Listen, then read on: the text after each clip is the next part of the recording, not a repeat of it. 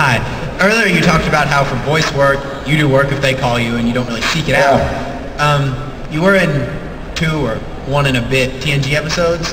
Did you approach them about doing those, or did they ask you? The Fringe?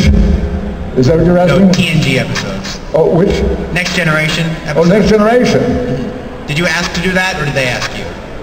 I'm trying to remember. You're talking about ancient history. That was about, let's see, Next Generation. When I was on the Next Generation, we were finishing making Star Trek 6, I think.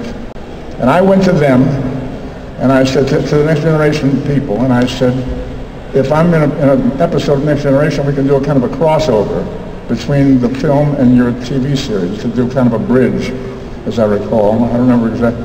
The story was called... Unification. Unification, thank you. I knew you would know that. I knew it. I could see it in your eyes. To ask him about you, because he knows. Yes, Unification. So that's how it happened. I approached them with the idea that I would appear in their show, and they wrote me a little role to do. And I think that was the last thing I did on Star Trek until the most recent film. And that was about 18 years ago. Yeah. Thank you. Thank you. Yes. Yeah. Can you give the mic to this gentleman? Great, thank you. Data, he denied his human emotions, or he accepted his human emotions, and you denied them. Who accepted human emotion?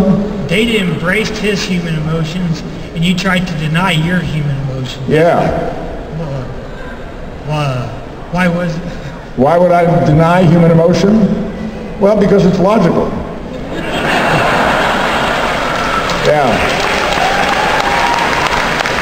Makes sense to me. Thank you. Thank you. Next question. Yes. Hi, Leonard. Love your show. Hi. Thank you. Wanted to ask you, how involved were you in the scoring process of Star Trek 3 and 4? The story, I was very involved with the stories on 3 and 4. Very involved, and on 6 too, for that matter. When we finished making Star Trek 3. The studio executives called me in. They said, we'd like you to make another one, make Star Trek 4. Do you have an idea for a story? I said, I'm thinking about some ideas. I would like to go and talk to some people and develop some concepts, and I'll come back to you. I went to, I have been reading a book called Biophilia by a Harvard biologist. And in that book, he talked about how many species we're losing off this planet every year. Species that are dying off for various reasons. And he talked about what's known as a keystone theory. It's like a house of cards. You build a house of cards, you can take away a card here and take away a card there, but when you get to a keystone card, that thing can start to collapse because it's holding up a part of the structure. So he talked about keystone theories. The man's name was Wilson, this biologist, was talking about keystone species that help to hold up the ecostructure of our planet, and the concern that we might start to lose keystone species. So I began to explore the idea that we in Star Trek were concerned about the future of the planet. Something might happen happen to the planet because keystone species were being lost.